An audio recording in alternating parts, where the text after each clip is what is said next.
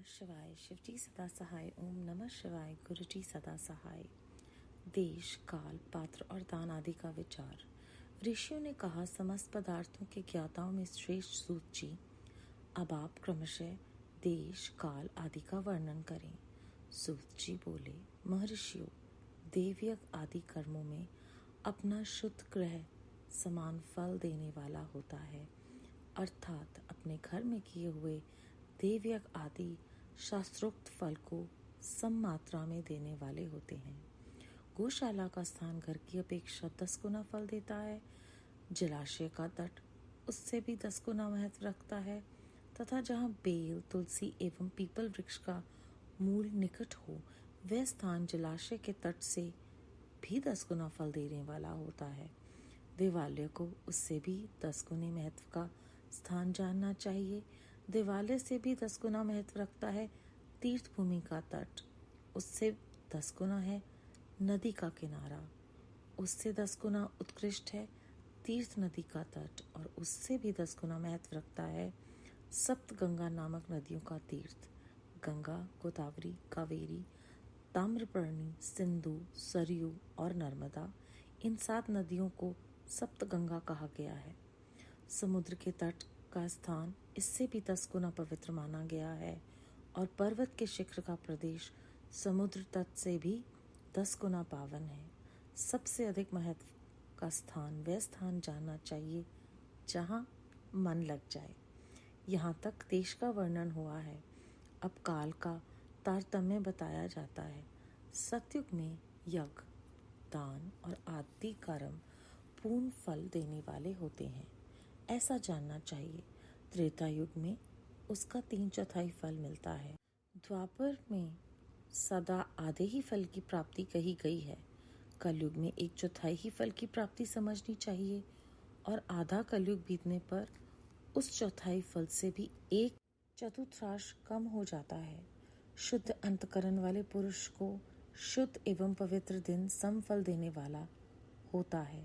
विद्वान ब्राह्मणों, सूर्य संक्रांति के दिन किया हुआ सत्कर्म पूर्वोक्त शुद्ध दिन की अपेक्षा 10 गुना फल देने वाला होता है, ये जानना चाहिए। उससे भी 10 गुना महत्व उस कर्म का है जो विषुव नामक योग में किया जाता है। दक्षायन आरंभ होने के दिन अर्थात कर्क की संक्रांति में किए हुए पुण्य कर्म का महत्व विषुव से भी 10 गुना माना गया है। उससे भी 10 गुना मकर संक्रांति में, और उससे भी 10 गुना चंद्र ग्रहण में किए हुए पुण्य का महत्व है। सूर्य ग्रहण के समय सबसे उत्तम है। उसमें किए गए पुण्य कर्म का फल चंद्र ग्रहण से भी अधिक और पूर्ण मात्रा में होता है। इस बात को वेद पुरुष जानते हैं। जगत रूपी सूर्य का राहु रूपी विषय से संयोग होता है, इसीलिए सूर्य ग्रहण का समय रोग प्रदान करने वाला होता है। अतः उस विष की शांति के लिए उस समय स्नान, दान और जप करें। वह काल विष की शांति के लिए उपयोगी होने के कारण पुण्यप्रद माना गया है। जन्म नक्षत्र के दिन तथा व्रत की पूर्ति के दिन का समय सूर्य ग्रहण के समान ही समझा जाता है, परंतु महापुरुषों के संग का काल करोड़ों सूर्य ग्रहण के समान पावन है, ऐसा ज्ञानी पुरुष जानते मानते हैं। तपोनिष्ठ योगी और ज्ञाननिष्ठ यति ये पूजा के पात्र हैं, क्योंकि ये पापों के नाश में कारण होते हैं। जिसने 24 लाख गायत्री का जप कर लिया हो, वह ब्राह्मण भी पूजा का उत्तम पात्र है। वह संपूर्ण फलों और भोगों को देने में समर्थ है। जो पतन से त्राण करता अर्थात नरक में गिरने से बचाता है, उसके लिए इसी गुण के कारण शास्त्र में पात्र शब्द का प्रयोग होता है। वह दाता का पातक से त्राण करके कारण पात्र कहलाता है। गायत्री अपने गायक का पतन त्राण करती है, इसीलिए गायत्री कहलाती है। जैसे इस श्लोक में जो धनहीन है वह दूसरे को धन नहीं देता, जो यहाँ धनवान है वही दूसरे को धन दे सकता है। इसी तरह जो स्वयं शुद्ध और पवित्र आत्मा है वही दूसरे मनुष्यों का त्राण या उद्धार कर सकता है। जो गायत्री का जप करके शुद्ध हो गया है वही शुद्ध ब्राह्मण कहलाता है। इसीलिए दान, जप, होम और पूजा सभी कर्मों के लिए वही शुद्ध पात्र है। ऐसा ब्राह्मण ही दान तथा रक्षा करने की पात्रता रखता है। स्त्री हो या पुरुष, जो भी भूखा हो वही अन्नदान का पात्र है। जिसको जिस वस्तु की इच्छा हो उसे वह वस्तु बिना मांगे ही दे दी जाए तो दाता को उस दान का पूरा पूरा फल प्राप्त होता है। ऐसी महर्षियों की मान्यता है। जो सवाल या याचना करने के बाद दिया गया हो वह दान आधा ही फल देने वाला बताया गया है। अपने सेवक को दिया हुआ दान 1/4 फल देने वाला होता है। विप्रवो, जो जाति मात्र से ब्राह्मण है और दीनतापूर्ण व्रत से जीवन बिताता है, उसे दिया हुआ धन का दान दाता को इस भूतल पर 10 वर्षों तक भोग प्रदान करने वाला होता है। वही दान यदि वेद वेता ब्राह्मण को दिया जाए तो वह स्वर्ग लोक में देवताओं के वर्ष से 10 वर्षों तक दिव्य भोग देने वाला होता है। छील और उच्च व्रति से किया लाया हुआ और गुरु दक्षिणा में प्राप्त हुआ अन्न धन शुद्ध द्रव्य कहलाता है। उसका दान दाता को पूर्ण फल देने वाला बताया गया है। क्षत्रियों का शौर्य से कमाया हुआ, वैश्यों का व्यापार से आया हुआ, शूद्रों का सेवावृत्ति से प्राप्त किया हुआ धन भी उत्तम द्रव्य कहलाता है। धर्म की इच्छा रखने वाली स्त्रियों को जो धन पिता एवं पति से मिला हुआ है उनके लिए वह उत्तम द्रव्य है। गौ आदि 12 वस्तुओं का चैत्र आदि 12 महीनों में क्रमशः दान करना चाहिए। गौ, भूमि, तिल, स्वर्ण, घी, वस्त्र, धान्य, गुड़, चांदी, नमक, कोहड़ा और कन्या, ये ही वे 12 वस्तुएं हैं। इनमें गोदान से कायक, वाचिक और मानसिक पापों का निवारण तथा कायक आदि पुण्य कर्मों की पुष्टि होती है। ब्राह्मणों, भूमि का दान इहलोक और परलोक में प्रतिष्ठा की प्राप्ति कराने वाला है। तिल का दान बलवर्धक एवं मृत्यु का निवारक होता है। स्वर्ण का दान जठराग्नि को बढ़ाने वाला तथा वीर्यदायक है। घी का दान पुष्टिकारक होता है। वस्त्र का दान आयु की वृद्धि कराने वाला है। ऐसा जानना चाहिए। धान्य का दान अन्न धन की समृद्धि में कारण होता है। गुड़ का दान मधुर भोजन की प्राप्ति कराने वाला होता है। चांदी के दान से वीर्य की वृद्धि होती है। लवण का दान षड्रस भोजन की प्राप्ति कराता है। सब प्रकार का दान सारी समृद्धि की सिद्धि के लिए होता है। विग पुरुष कूष्मांड के दान को पुष्टिदायक मानते हैं। कन्या का दान आजीवन भोग देने वाला कहा गया है। ब्राह्मणों, वह लोक और प्रलोक में भी संपूर्ण भोगों की प्राप्ति कराने वाला है। विद्वान पुरुष को चाहिए कि जिन वस्तुओं से श्रवण आदि इंद्रियों की तृप्ति होती है उनका सदा दान करें।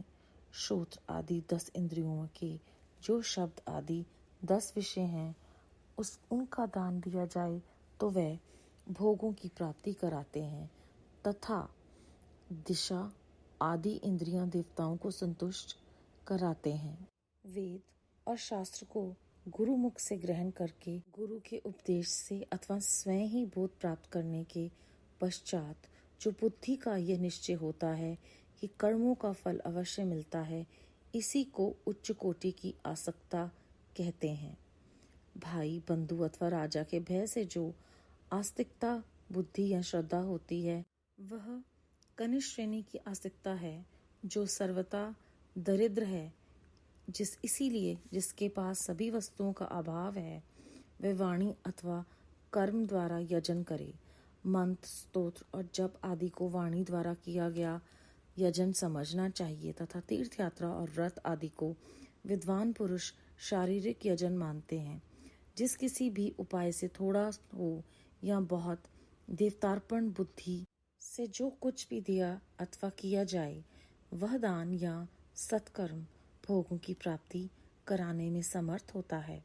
तपस्या और दान, ये 2 कर्म मनुष्यों को सदा करने चाहिए तथा ऐसे गृह का दान करना चाहिए जो अपने वर्ण और गुण से सुशोभित हो। बुद्धिमान पुरुष देवताओं की तृप्ति के लिए जो कुछ देते हैं वे अतिशय मात्रा में और सब प्रकार के भोग कराने वाला होता है। उस दान से विद्वान पुरुष इहलोक और परलोक में उत्तम जन्म और सदा सुलभ होने वाला भोग पाता है। ईश्वर अर्पण बुद्धि से यज्ञ दान आदि कर्म करके मनुष्य मोक्ष फल का भागी होता है। अध्याय 15 समाप्त। संगत जी, इस अध्याय में किस देश में, किस पात्र में और कैसा दान करना चाहिए बड़े विस्तार पूर्वक और सरल भाषा में हर एक को उसकी क्षमता के अनुसार बताया गया है। कैसे घर से लेकर हमें समुद्र तट में 10-10 गुना वो किया हुआ कर्म पहले से 10 गुना पवित्र है वो समझा दिया, और अंत में एक पंक्ति में कि सबसे अधिक स्थान कौन सा उत्तम है किसी भी यज्ञ करने के लिए, वो है जहाँ मन लग जाए। तो हमें प्रेरणा ये देता है ये अध्याय का ये पहला जो हिस्सा है वो कि मन लगाकर हम जो भी करते हैं वो ही परमात्मा को प्रिय है, वो ही वो स्वीकार करते हैं। उसके बाद उन्होंने ये भी बताया कि अलग अलग जो हमारे युग हैं उसमें दान का कितना हिस्सा किसको कितना फल देता है, और फिर समझा दिया कि जिसका शुद्ध अंतकरण है उसी को फल मिलता है। तो सही मन लगाएं और शुद्ध अंतकरण से ही दान दें, वो ही परमात्मा को स्वीकार है। हम बहुत बार सुन चुके हैं कि सत्संग में भी कि भाव जो है वो सबसे ज़्यादा इम्पॉर्टेंट है, उसकी सबसे ज़्यादा महत्वता है।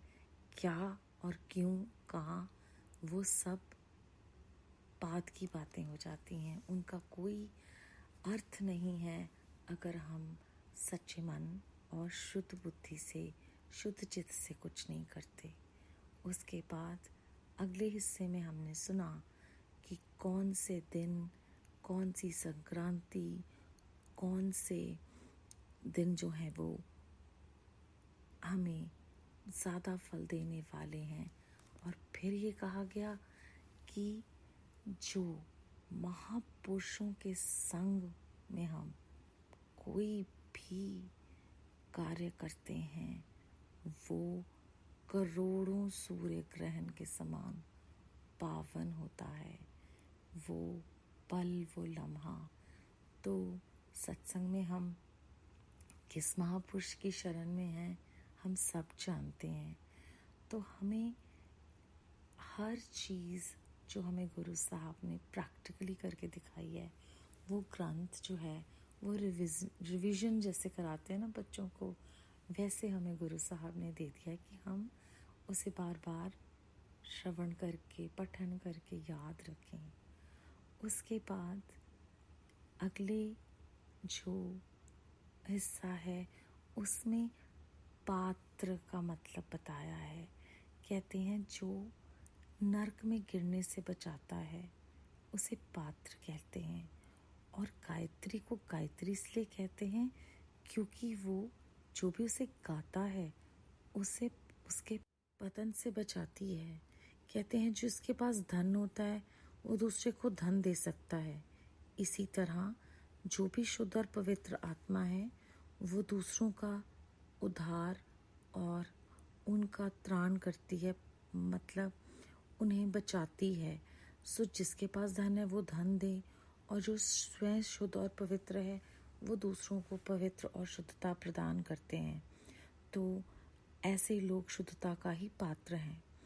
उसके बाद यहाँ पर एक बहुत ही गहरी बात हमें याद दिलाई जाती है कि अगर दान करना है तो वो बिना मांगे अगर हम किसी को दान देते हैं वो ज़्यादा हमें फलदायक होता है। भाव बिना मांगे ही किसी को अगर हम कुछ देते हैं वो एक बेहतर दान है। याचना के बाद दिया हुआ दान आधा फल देता है।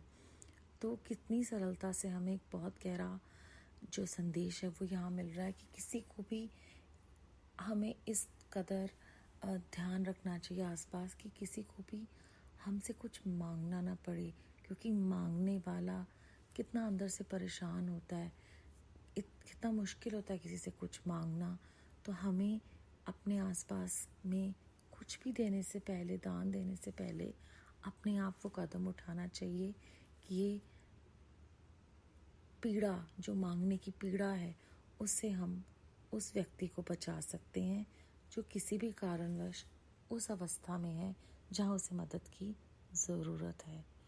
और यहाँ पर उन्होंने फिर हमें याद करवाया है कि गुरु दक्षिणा में जो प्राप्त हुआ धन, अन्न, वो शुद्ध द्रव्य कहलाता है और हर किसी को किस प्रकार अपने अपने सामर्थ्य के अनुसार दान देना है और वो क्या दान दे सकते हैं। जैसे क्षत्रियों ने जो शौर्य से धन कमाया है वो उसका दान करें, वैश्यों ने व्यापार से, शूद्रों ने जो सेवा से धन कमाया है वह उसी का दान कर सकते हैं। इस तरह से धर्म की जो भी इच्छा रखती हैं स्त्रियां, वो अपने पति या पिता के धन से दान कर सकती हैं। ये यहाँ तक हमें इस अध्याय में सुनने को मिलता है। फिर हमें 12 वस्तुओं के बारे में बताया जिनका दान हमें करना चाहिए, जैसे गो है, भूमि है, तिल है, स्वर्ण, घी, वस्त्र, धन, गुड़, चांदी, नमक, कौड़ा और कन्या।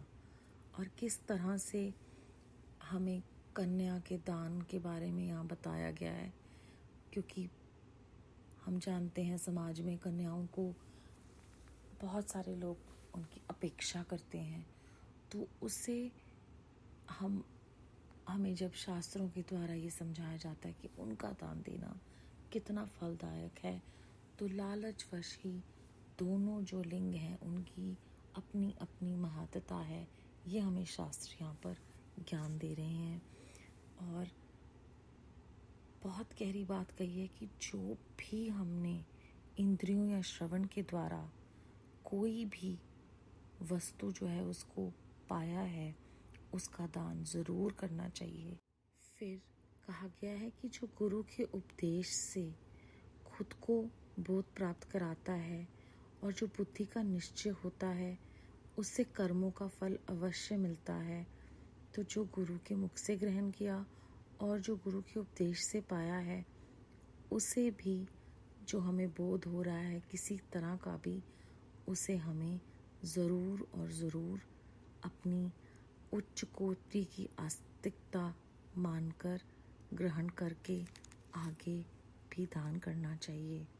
और जिनके पास वस्तुओं का अभाव है, वे वाणी और कर्म यानी कि शरीर के द्वारा ही दान कर सकते हैं। तो किसी को भी किसी तरह की कमी ना महसूस हो कि धनवान तो दान दे रहे हैं, हम क्या करें अगर हमारे पास किसी भी अवस्था में पर्याप्त साधन नहीं है। तो यहाँ पर श्री शिव पुराण ने कहा है, आप अपनी वाणी और अपने शरीर द्वारा भी अपना यजन कर सकते हैं। मन, स्तोत्र और जप के द्वारा जो भी हम कार्य करते हैं वो शारीरिक यजन मानते हैं उसे। किस प्रकार यहाँ पर हमें उन्होंने बता दिया है कि हमें ग्रह का दान करना चाहिए जो चमक दमक या सफाई या सुख सुविधा से सुशोभित हो। तो यहाँ पर और आने वाले जो हमारी यात्रा है, इहलोक और परलोक में, दोनों में हमारा जीवन सुलभ हो जाता है। जो भी हमें परमात्मा सद्बुद्धि बख्शें, उससे हम जब दान करते हैं, जिस तरह का भी हमारा समर्थ है, जिस तरह के भी हमारे पास साधन है, तो हमें मोक्ष की प्राप्ति होती है। बेअंत शुक्राना गुरु जी महाराज, बेअंत शुक्राना।